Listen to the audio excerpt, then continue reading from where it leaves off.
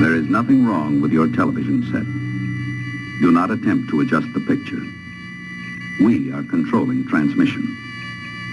If we wish to make it louder, we will bring up the volume. If we wish to make it softer, we will tune it to a whisper. We will control the horizontal. We will control the vertical. We can roll the image, make it flutter. We can change the focus to a soft blur, or sharpen it to crystal clarity. For the next hour, sit quietly and we will control all that you see and hear. We repeat, there is nothing wrong with your television set. You are about to participate in a great adventure. You are about to experience the awe and mystery which reaches from the inner mind to the outer limits.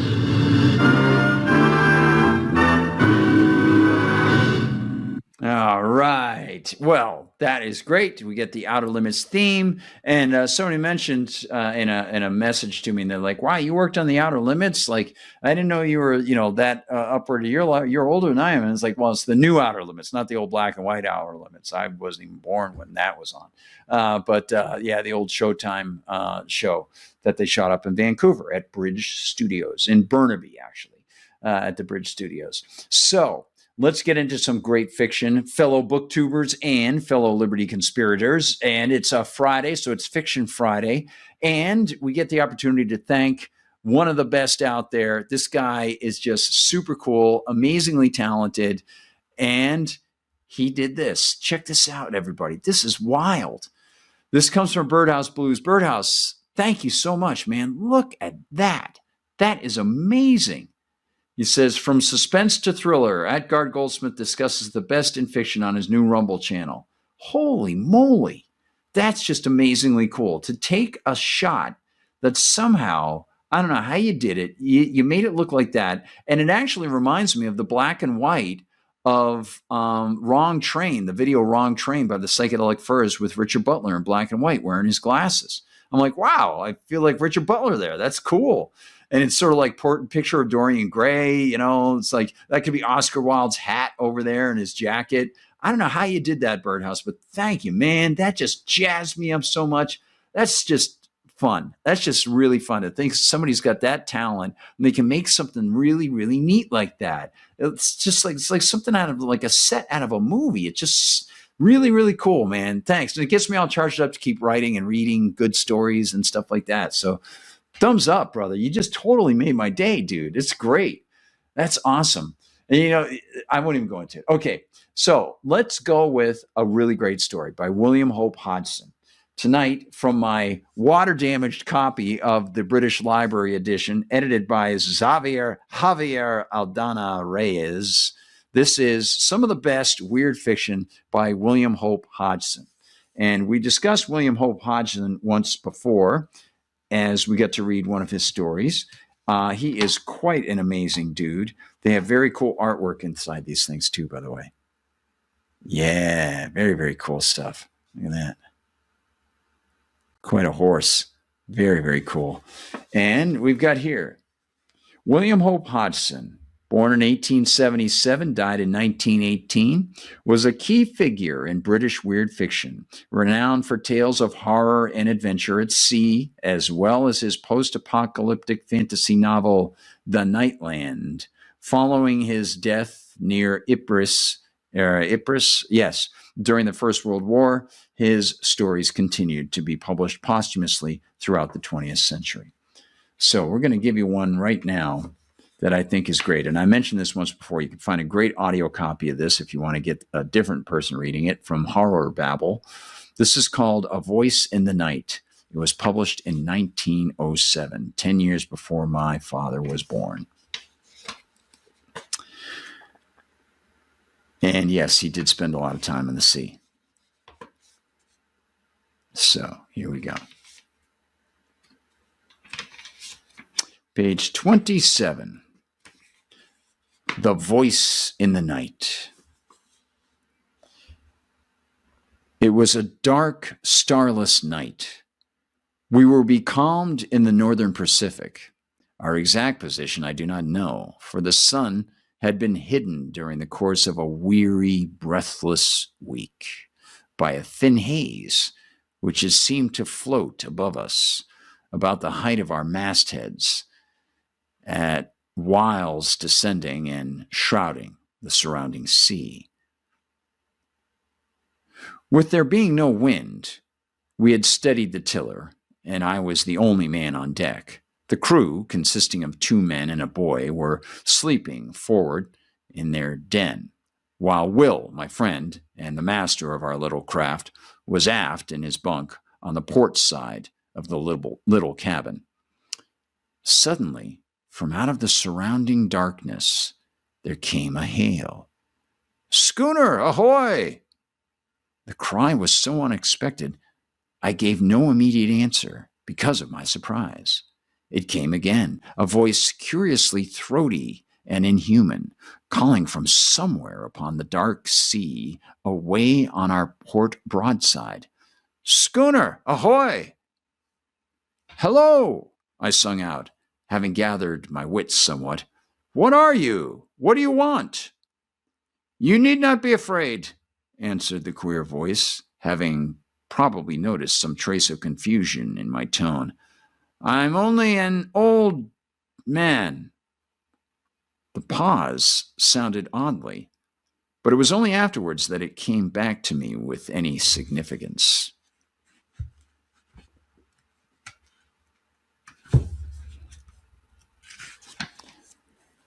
"Why don't you come alongside, then?" I queried somewhat snappishly, for I liked not this hinting at my having been a trifle shaken. I can't. It wouldn't be safe. The voice broke off, and there was silence. "What do you mean?" I asked, growing more and more astonished. "Why not safe? Where are you?" I listened for a moment, but there came no answer.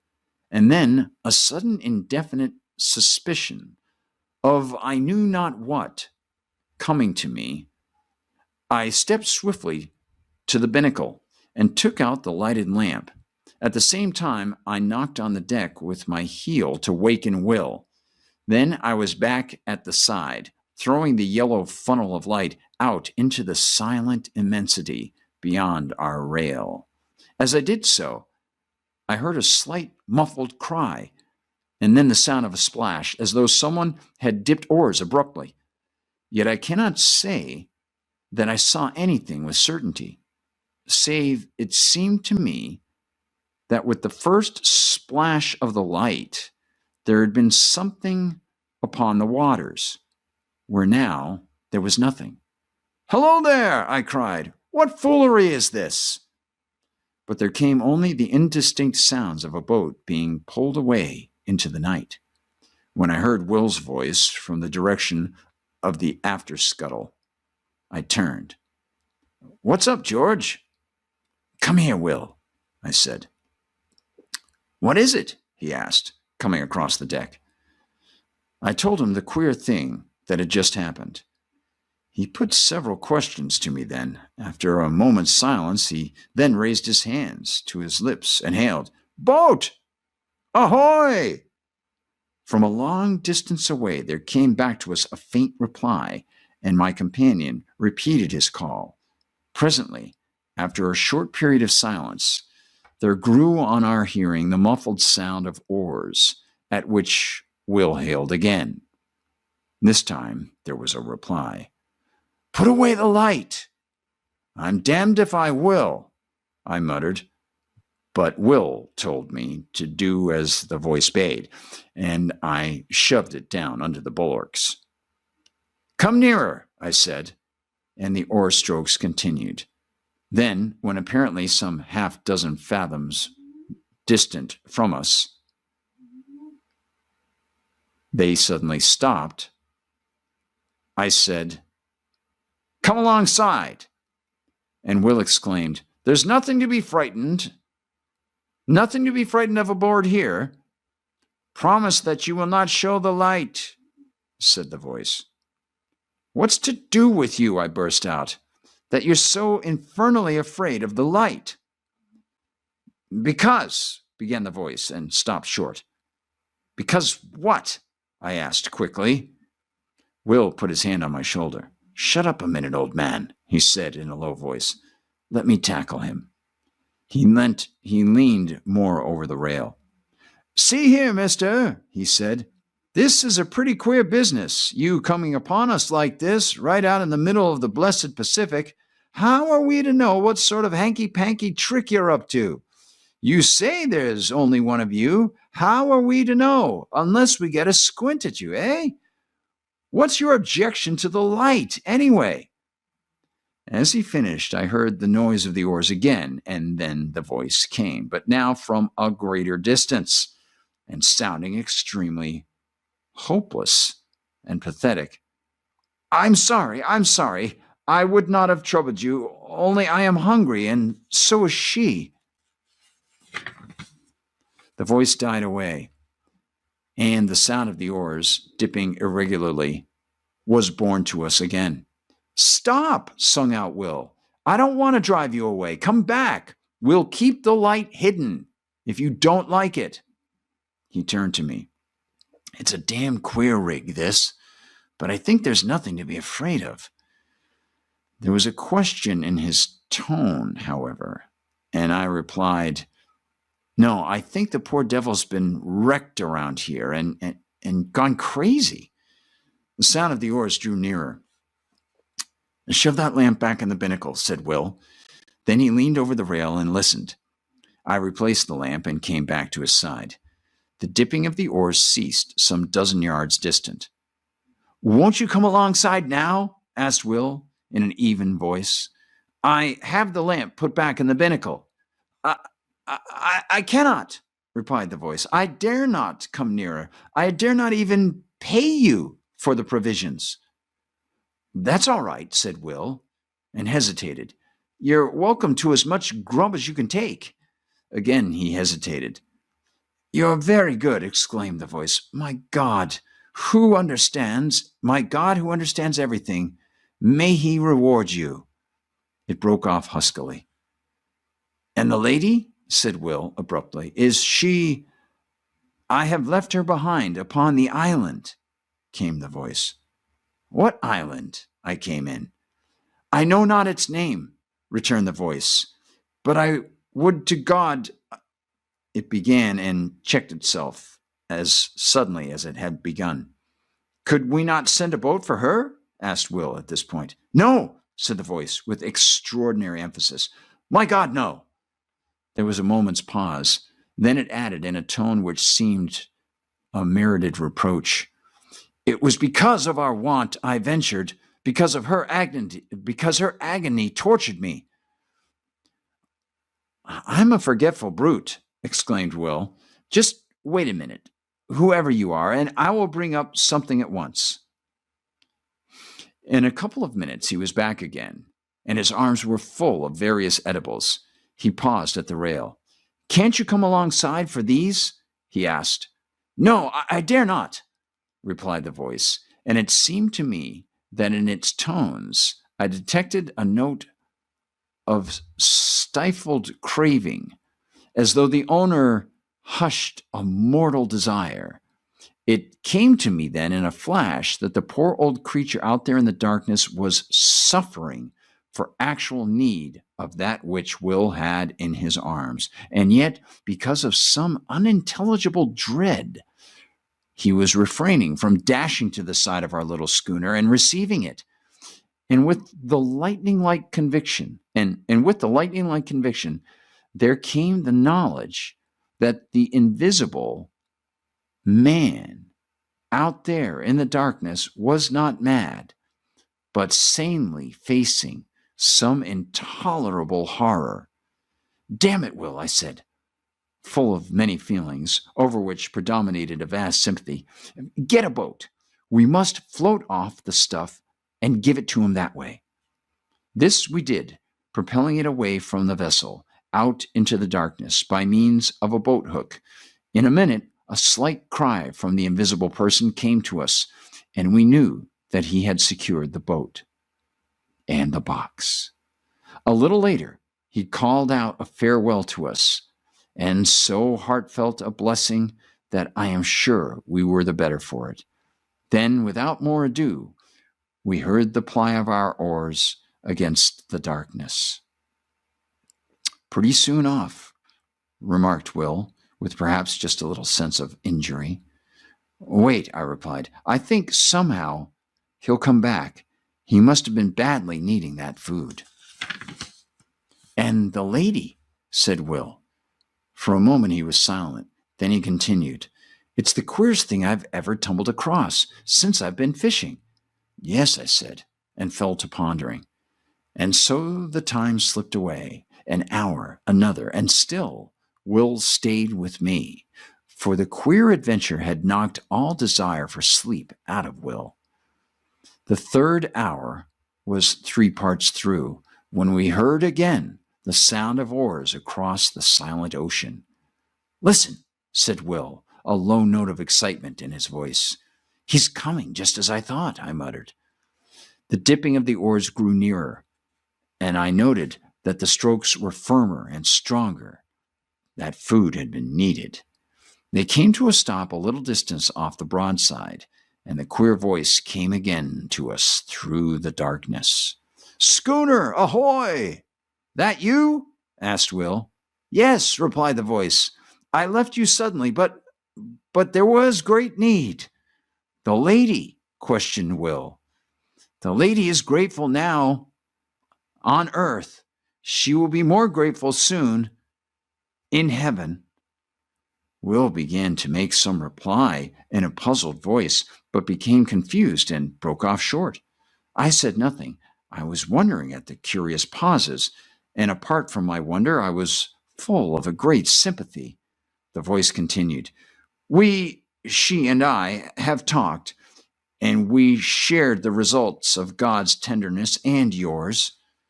Will interposed, but without coherence. "I beg you not to belittle your deed of Christian charity this night," said the voice. "Be sure that it has not escaped God's notice."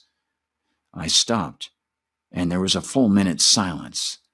Then it came again, the voice. "We have spoken together upon that which has befallen us. We had thought to go out without telling any of the terror which has come upon our lives. She is with me in believing that tonight's happenings are under a special ruling, and that it is God's wish that we should tell to you all that we have suffered since, yes, said Will softly, since the sinking of the Albatross. "Ah," I exclaimed involuntarily, "she left Newcastle for Frisco some 6 months ago and hasn't been heard since."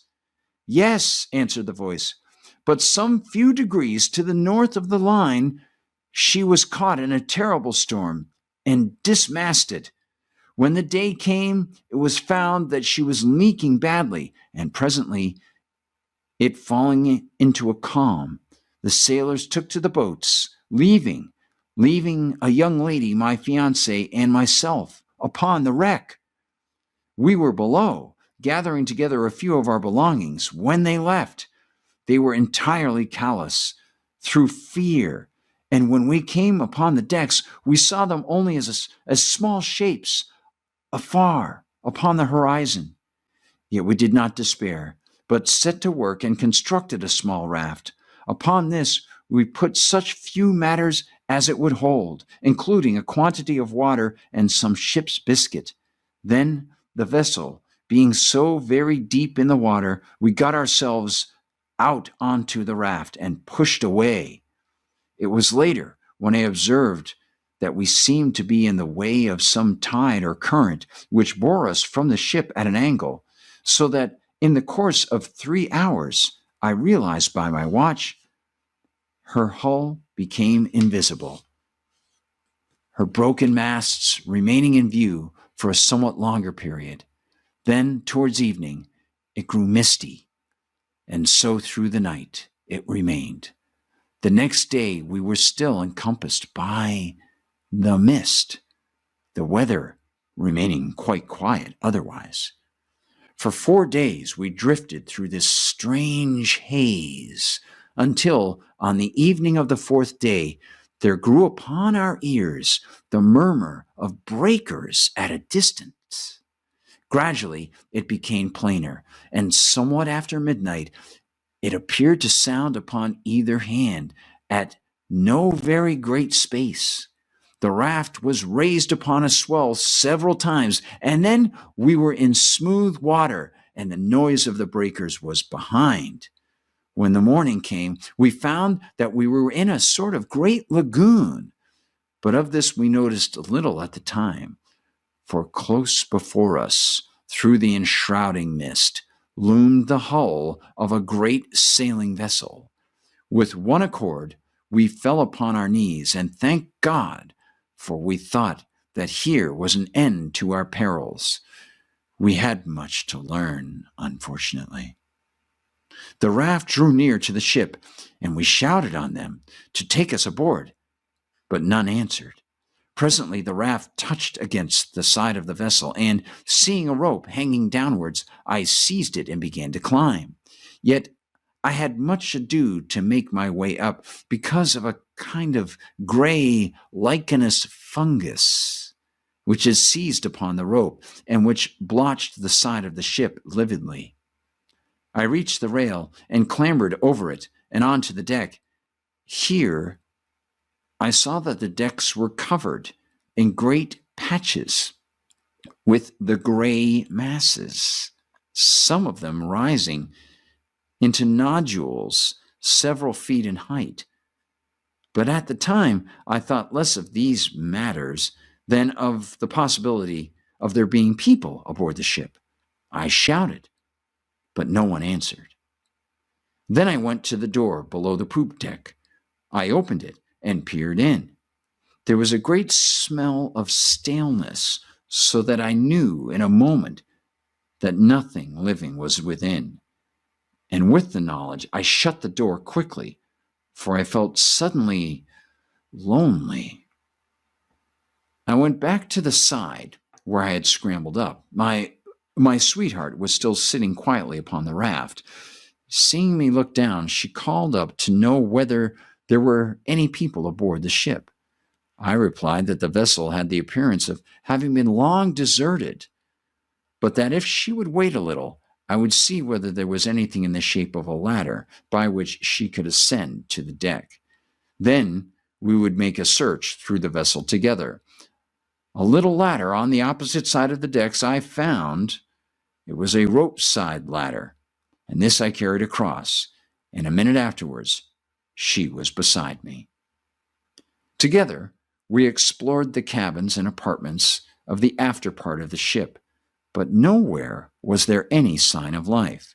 Here and there within the cabins themselves, we came across odd patches of that queer fungus. But this, as my sweetheart said, could be cleansed away. In the end, having assured ourselves that the after portion of the vessel was empty, we picked our ways to the bow, between the ugly gray nodules of that strange growth, and here we made a further search, which told us that there was indeed no one aboard except ourselves. This being now beyond any doubt, we returned to the stern of the ship and proceeded to make ourselves as comfortable as possible. Together we cleared out and cleaned out 2 of the cabins, and after that I made examination whether there was anything edible in the ship. This I soon found was so, and thanked God in my heart for his goodness. In addition to this, I discovered the whereabouts of the freshwater pump, and having fixed it, I found the water drinkable, though somewhat unpleasant to the taste. For several days we stayed aboard the ship without attempting to get to the shore. We were busily engaged in making the place habitable. Yet, even thus early, we became aware that our lot was even less to be desired than might have been imagined. For though, as a first step, we scraped away the odd patches of growth that studded the floors and walls of the cabins and saloon, yet they returned almost to their original size within the space of 24 hours, which not only discouraged me, but gave us a feeling of vague unease. Still, we would not admit ourselves beaten, so we set forth afresh, and not only scraped away the fungus, but soaked the places where it had been with carbolic, a can full of which we had found in the pantry.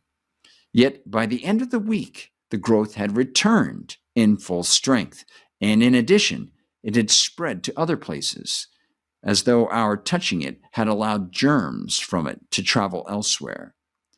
On the 7th morning, my sweetheart woke to find a small patch of it growing on her pillow, close to her face. At that, she came to me. So soon as she could get her garments upon her, I was in the galley at the time, lighting the fire for breakfast. "Come here, John," she said, and led me aft. When I saw the thing upon her pillow, I shuddered, and then and there we agreed to go right out of the ship and see whether we could not fare to make ourselves more comfortable ashore. Hurriedly, we gathered together our few belongings, and even among these I found that the fungus had been at work, for one of her shawls had a little lump of it growing near one edge. I threw the whole thing over the side without saying anything to her.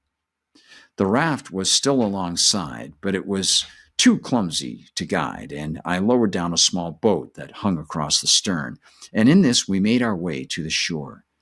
Yet as we drew near to it, I became gradually aware that here the vile fungus which had driven us from the ship was growing riot.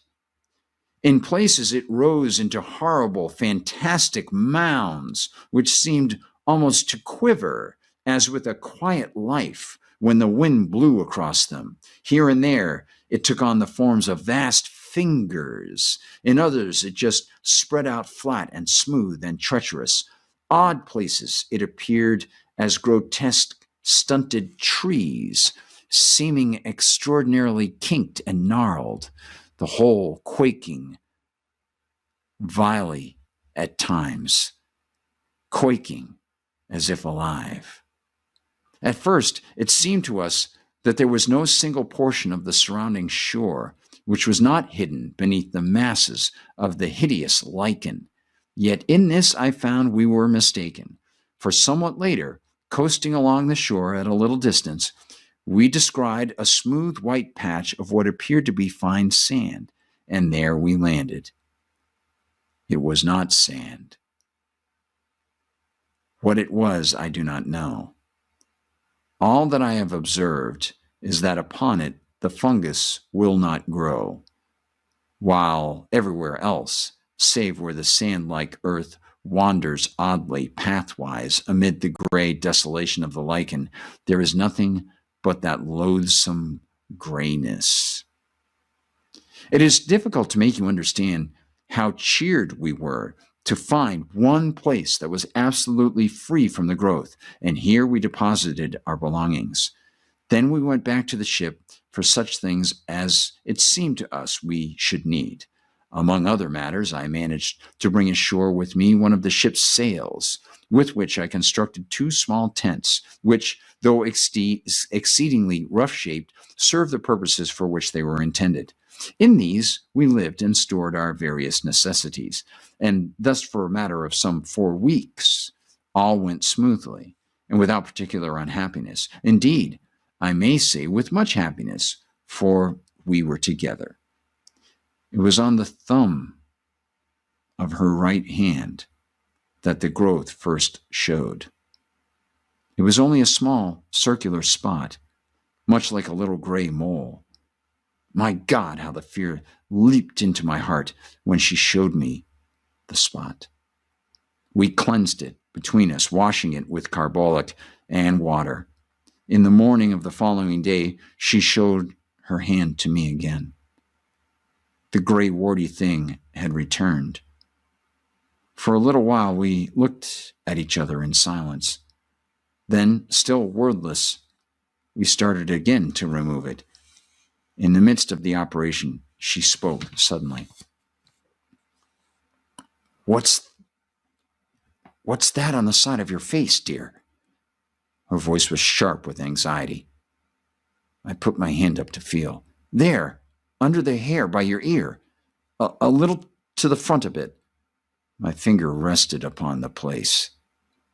And then I knew. Let us get your thumb done first, I said, and she submitted, only because she was afraid to touch me until it was cleansed. I finished washing and disinfecting her thumb, and then she turned to my face. After it was finished, we sat together and talked a while of many things, for there had come into our lives sudden, very terrible thoughts. We were all at once afraid of something worse than death. We spoke of loading the boat with provisions and water and making our way out onto the sea, yet we were helpless.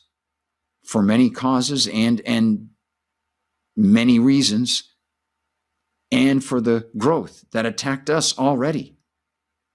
We decided to stay. God would do with us what was his will. We would wait.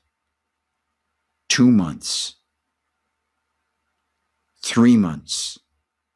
3 months passed, and the places grew somewhat, and there had come others. Yet we fought so strenuously with the fear that its headway was but slow, comparatively speaking. Occasionally, we ventured off to the ship for such stores as we needed, yet we found that the fungus grew persistently. One of the nodules on the main deck became soon as high as my head. We had now given up all thought or hope of leaving the island. We had realized that it would be unallowable to go among healthy humans with the thing from which we were suffering. With this determination and knowledge in our minds, we knew that we should have to husband our food and water, for we did not know at that time, but that we should possibly live on for many years. This reminds me that I have told you that I am an old man. Judged by years, this is not so. But he broke off, then continued somewhat abruptly. As I was saying, we knew that we should have to use care in the matter of food, but we had no idea then how little food there was left, or which to take our care. It was a week later that I made the discovery that all the other bread tanks, which I had supposed were full, were actually empty, and that beyond old tins of vegetables and meat and some other matters, we had nothing on which to depend but the bread in the tank which I had already opened. After learning this, I bestirred myself to do what I could and set to work at fishing in the lagoon, but with no success. At this, I was somewhat inclined to feel desperate until the thought came to me to try outside the lagoon in the open sea. Here, at times, I caught odd fish, but so infrequently that they proved of but little help in keeping us from the hunger which threatened. It seemed to me that our deaths were likely to come by hunger and not by the growth of the thing which had seized upon our bodies. We were in this state of mind when the 4th month wore out. Then I made a very horrible discovery. One morning, a little before midday, I came off from the ship with a portion of the biscuits which were left. In the mouth of her tent, I saw my sweetheart sitting, eating something. "What is it, dear?" I called out as I leaped ashore. Yet on hearing my voice, she seemed confused, and turning slyly threw something towards the edge of the little clearing. I fell short, and a vague suspicion arose within me. I walked across and picked it up. It was a piece of the gray fungus. As I went to her with it in my hand, she turned deadly pale, then a rose red. I felt strangely dazed and frightened. "My dear," I said, and I could say no more. Yet at my words, she broke down and cried bitterly. Gradually, as she calmed, I got from her the news that she had tried it the preceding day and liked it. I got her to promise on her knees not to touch it again, however great our hunger. After she had promised, she told me that the desire for it had come suddenly, and that until the moment of desire, she had experienced nothing towards it but the most common extreme repulsion. Later in the day, feeling strangely restless and much shaken with the thing which I had discovered, I made my way along one of the twisted paths formed by the white, sand-like substance, which led among the fungoid growth. I had once before ventured along there, but not to any great distance. This time, being involved in perplexing thought, I went much further than hitherto. Suddenly, I was called to myself by a queer, hoarse sound on my left. Turning quickly, I saw that there was movement among an extraordinarily shaped mass of fungus close to my elbow. It was swaying uneasily, as though it possessed life of its own. Abruptly, as I stared, the thought came to me that the thing had a gross and grotesque resemblance to the figure of a distorted human creature. Even as the fancy flashed in my mind, there was a slight sickening noise of tearing, and I saw that one of the branch-like arms was detaching itself from the surrounding gray masses and coming towards me. The head of the thing, a shapeless gray ball, inclined in my direction. I stood stupidly, and the vile arm brushed against my face. I gave out a frightening cry and ran back a few paces. There was a sweetish taste on my lips where the thing had touched me. I licked them and was immediately filled with an inhuman desire. I turned and seized a mass of the fungus, then more and more. I was insatiable. In the midst of devouring, the remembrance of the morning's discovery swept into my mazed brain. It was sent by God. I dashed the fragments I held to the ground.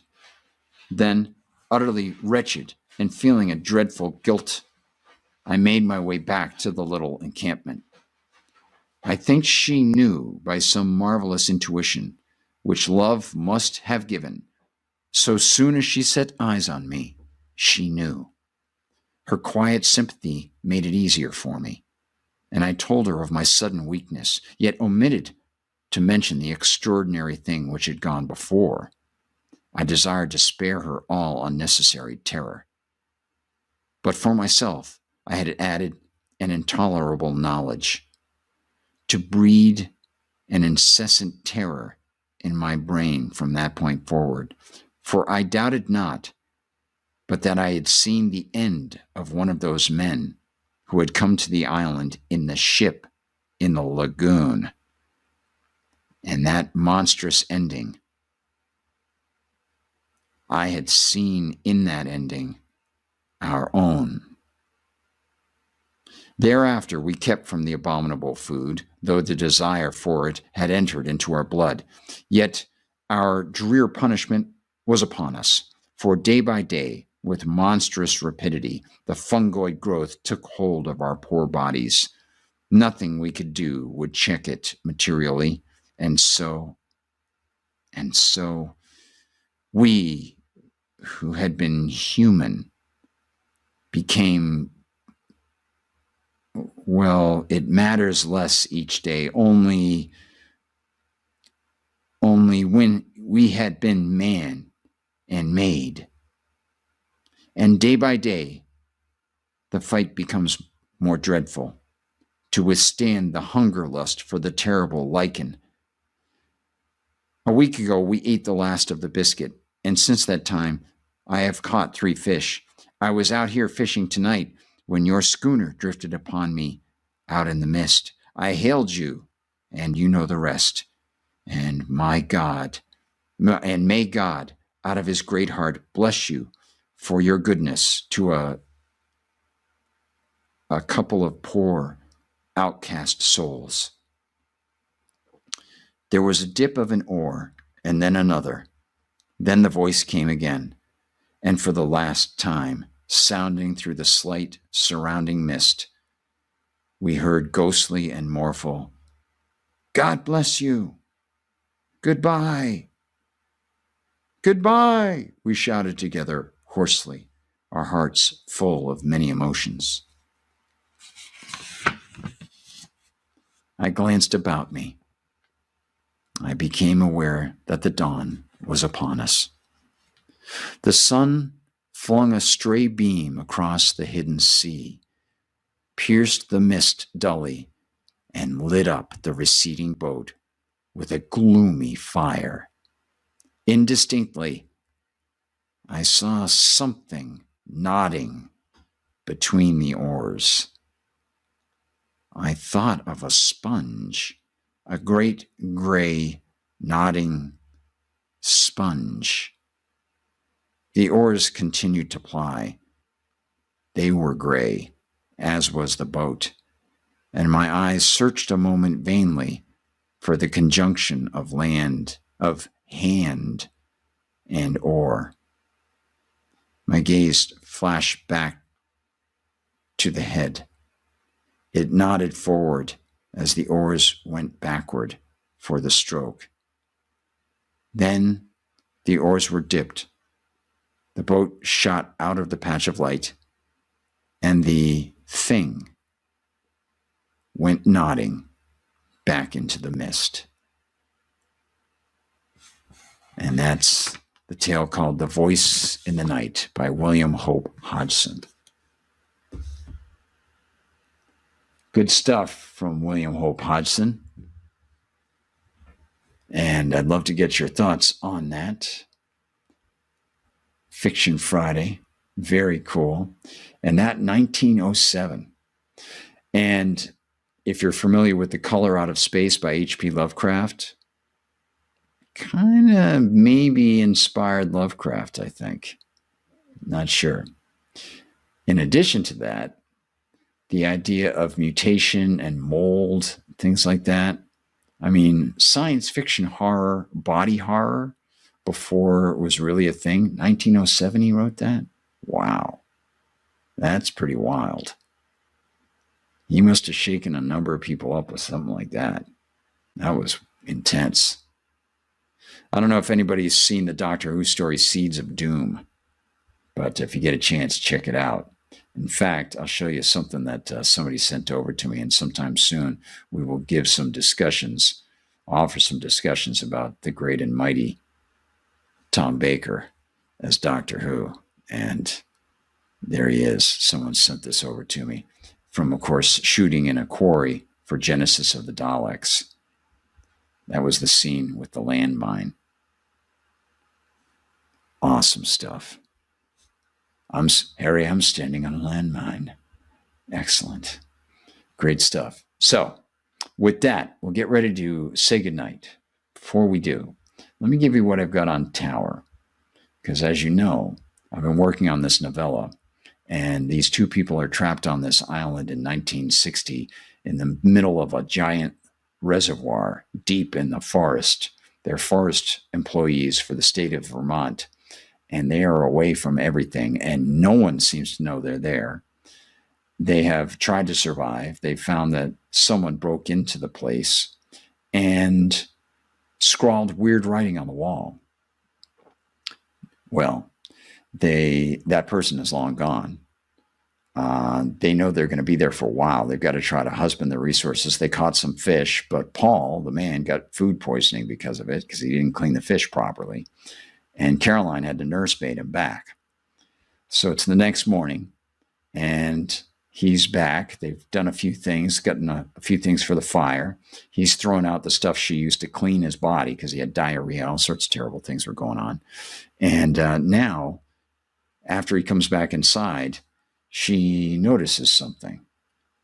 So here we'll show Paul going outside. It's a fire tower on the top of what used to be a hill in a town called Frenton, which now is an island in the middle of the place. Their canoe got blown away, and no one knows they're there. And so they've got to try to get through it in late November now. So here we go.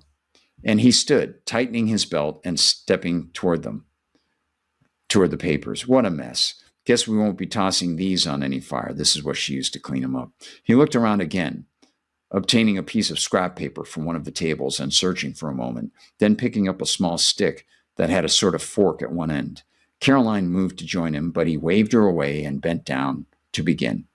She opted for one of the stools and watched him for a moment. There's some tables and there's that weird writing on the wall, but there's really not much else. They have a little fire that they built. He waved her away. She opted for one of the stools and watched for a moment, letting the morning settle into her cold and bitter limbs. I'll toss this out and get some water while I'm out there, he said, and delicately lifted the pile of refuse between the stick and that spare sheet, allowing her to open the door and let him out. Now, this is the first time that Paul and Caroline have worked together. She originally wasn't too impressed by him. She found out he's actually done tours of duty in Korea, has sort of a guilt because one of his spy commanders killed a little boy on the trail to silence the kid. And he's got a scar on him. And neither of them are married. They don't have family or anything like that. And they're just going to try to survive until somebody realizes, oh, they're out here. But she had seen on the schedule that this visit wasn't even on the schedule. It had been taken off the schedule. And so, they're working together. They're getting to know each other. They had previously worked. There was a guy who worked with them named, I think, Davis. And they had some problems with him. You don't know exactly what it was, that sort of thing. So, she's starting to get used to this new guy, Paul. And so when he was gone, Caroline searched the contents of her pack to remove her matchbox, then headed to the desk to get some more paper to form the foundation of her new little fire. But as she lifted the clipboard with the schedule on it, she paused. She still stood there. She still stood there when Paul returned, and he knit his brow as he put the mugs on the table and saw her expression. "What's wrong, Caroline?" Her fingers were out of their gloves, cold and pale, and she slid the clipboard to him, tapping the sheet with her index finger. "Paul, the writing on that last entry, the one that's marked as the final one for the year and no one else is supposed to be coming? Yeah. That's Davis's handwriting." He lifted the clipboard and studied it. "Okay." Then Caroline pointed upward. "It's the same as what's on the wall." So we have a little time break. Then we have vindictive jerk. Paul sat on one of the metal stools beside her, facing the graffiti, his right arm on the desk near the clipboard. He really must have been messed up to trek all the way back here for the sole purpose of trashing the place. Caroline nodded, but in an almost perfunctory way, almost without being aware that her head moved. And to put those ribbons on the barbed wire around the island. She refocused on the scrawl, feeling anew the chill of the place, the chill as if it had thickened in the room, as if it were alive and sensing vulnerability. "Yeah," he rubbed his chin. "What the hell?" One last insult before he took off, wherever he went. She read some of the words again and shook her head. But Paul, why in the world would he write crazy things like that? She got up and shot to Paul's backpack, listening to him as she brought it to the table. "Do you think you can eat?" she asked.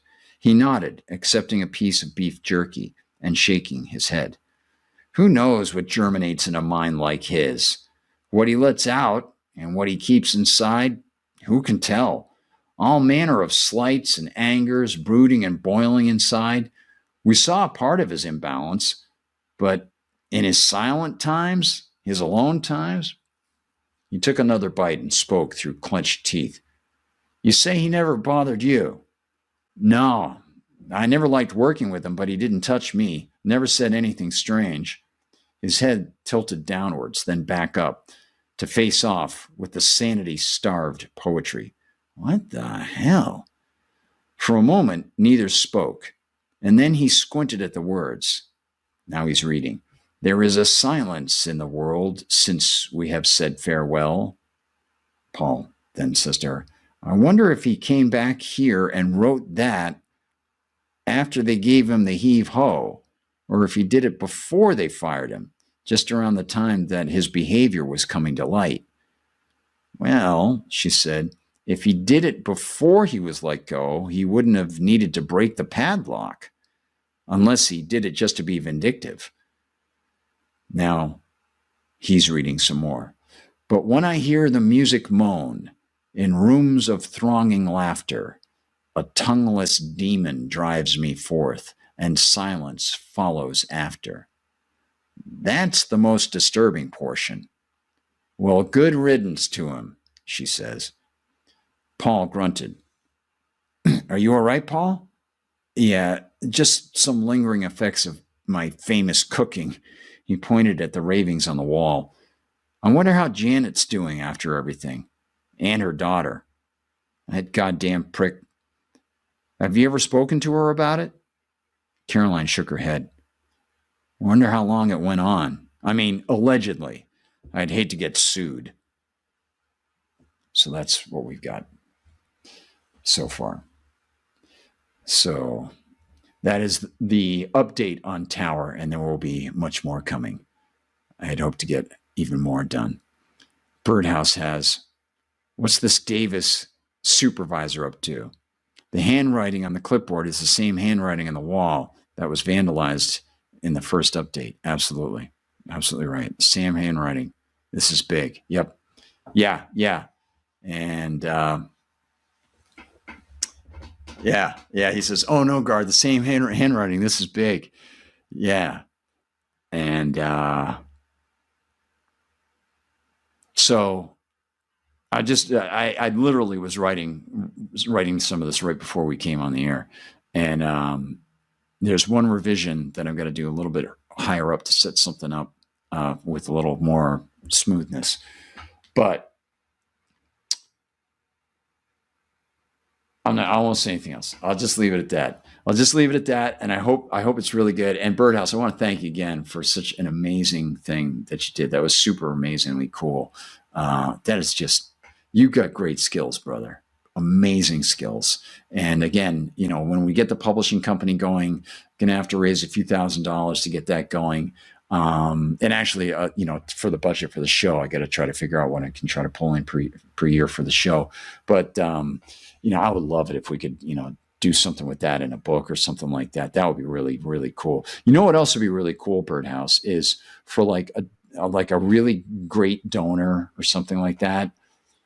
Put them in one of the frames. Like if you would let me do it electronically to put it in there or something, that'd be really cool. With like a thank you. Or we could do that like a bunch of frames, all the different people who contribute, and then put that inside the book. That'd be neat, huh? Just if people want their pictures, or if they want names or whatever, that'd be fun. I mean, like a special edition. That'd be cool. We could do it in this. We could do it in one of the other ones that's coming out. That'd be neat. I got a lot of fun things I want to do. So thanks, man. Thank you again, everybody. Just awesome. A wonderful, wonderful time. And we kept our power. And we had that little glitch where the sound wasn't on. That was the Russians' fault. But you probably see me dancing around to Genesis. Hopefully it just makes it fun. It gives it a frolicky quality. But I'm interested. I wanted to show off one of the cats. Morris just went by. And I found more pieces of a dead animal today. I was out there working, and there was a fly buzzing around me. I look under the seat. There are pieces of a dead chipmunk underneath the chair. Like, oh, man. No wonder the flies are coming around. And it wasn't a good band either. All right, I better get rolling with that image. Don't eat any weird fungus. Get Angry Tiger's advice. Oh, here's Morris. Let me see if I can show you Morris. There's Morris. Hey, Morris. Yeah, he is a big dude. Mighty cat. No wonder nothing can stand against him, man. Don't mess with Morris. He's awesome. All right, I better go. I'm going to leave you with our quick farewell from the Outer Limits. And again, just if you get a chance, watch any of the new Outer Limits shows too. They were fantastic. Some great writers there, a lot of great people. And what was weird was I worked with Sam Egan. Sam, we're having lunch one time at Earl's. And if you know the area, you know, Bridge Studios is like just 100 yards south of Earl's. The parking lots were right near each other. And if you went a little further north from Earl's, you went across the Lougheed Highway, and then you got up into my neighborhood. And but it was funny because we're having lunch one day, and I was talking to Sam. He's at the table with everybody. And I said, yeah, you know, I remember there was a show on NBC called Cliffhangers. And they had they had 3 20-minute stories every week. And each one would continue on its course. And there was one of them about this underground world, like underground Earth. It was such a great story. And Sam's sitting across from me. He goes, oh, yeah, I wrote that. I'm like, what? He goes, oh, yeah, I wrote that. I was like, dude, I was like a little kid watching that. He goes, oh, that's weird. Like, this is nuts. It was really bizarre. And I was like, did you ever get to finish? He goes, no, the show got canceled. It's like, oh, man. That stinks. It was such a great story. It is weird. It's so funny because, I mean, you know, those are worlds in their minds, and then you're seeing it in their minds, and then you're meeting the guy who's got the mind that made the thing. It's a crazy thing, man. I love storytelling. It really is an amazing thing. Thanks. All right. I better get going. I'll leave you with the Outer Limits outro, and I better pay some more attention to the kitty cats. They deserve it. So thank you, everybody. Thanks for hanging out. We'll see you tomorrow in the chats for America Unplugged and Nights in the Storm. Please do spread the word about former Star Trek writing fellow and about the Liberty Conspiracy and the links and all that stuff. Really, really important. And yeah, I am going to work on trying to figure out, you know, a fundraiser and maybe some special things and how that all works. I don't know, but it'll be a lot of fun. So thanks. Have a great, great night. God bless you all. And farewell from Mason. Take care. Turn control of your television set to you until next week at this same time, when the control voice will take you to the Outer Limits.